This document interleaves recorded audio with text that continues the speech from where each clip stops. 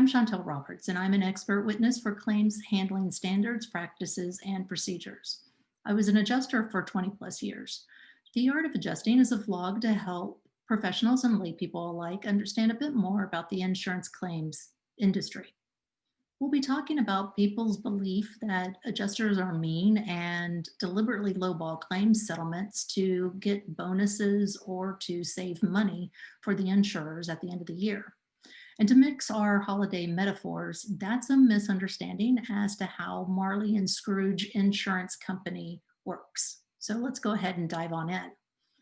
One of the reasons that I've heard why an adjuster will lowball a claims settlement is they receive bonuses at the end of the year based on the amount of money that they save Marley and Scrooge Insurance Company.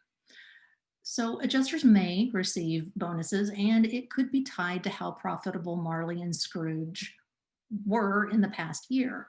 But the adjuster doesn't receive the money she, quote, saved, end of quote, the insurer. For example, if a liability claim had a settlement range between $5 and $10, and the claim is settled for $7, that $3, the top limit of 10 minus 7 leaves 3, that $3 doesn't go into the adjuster's pocket. It doesn't go into the adjuster's bonus.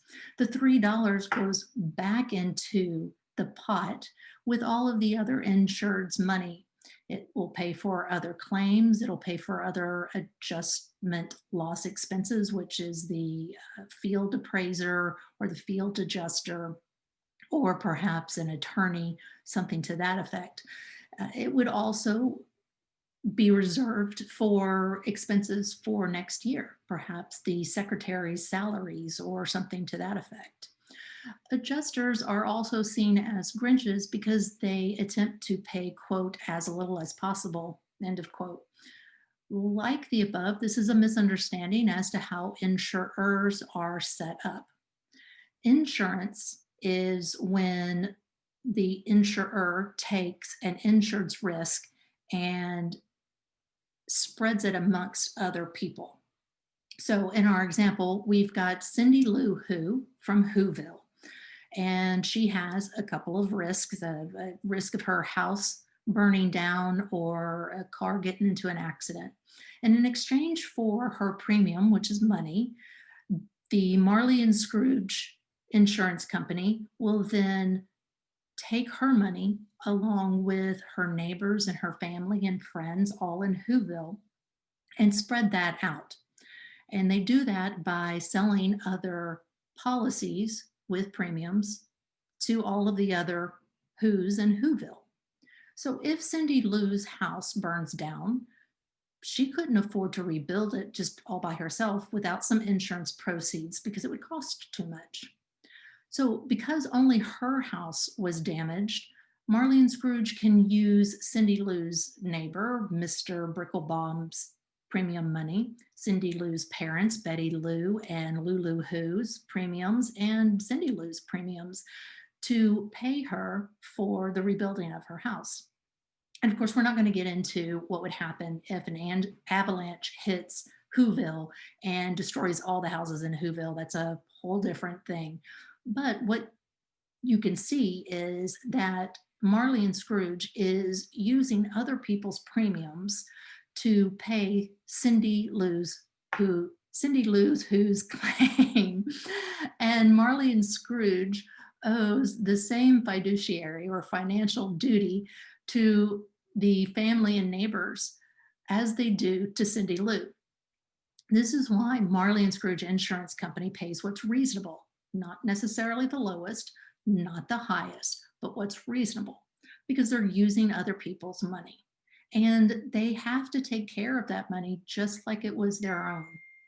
So adjusters get reputations for being Grinches because they deny claims, and sometimes they deny it erroneously. We've discussed that making a mistake is not bad faith. In that instance, the persons whose claims have been denied then would need to speak with the adjuster and explain why the denial is incorrect And that can't be because I said so or because my neighbor got paid the same thing. It has to actually be on some kind of fact which needs to be considered. And then the adjuster applies those facts to the claim and to the policy and to the rules and regulations of the state.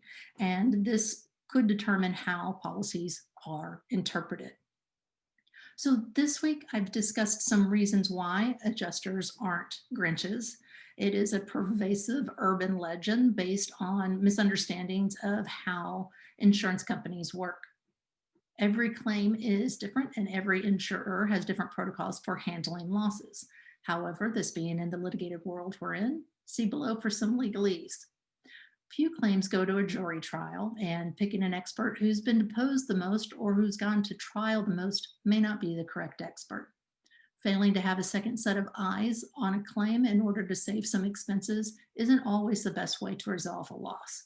As an expert witness and former claims adjuster, I'm sharing my experience on the art of adjusting. Thank you for listening. I appreciate your time.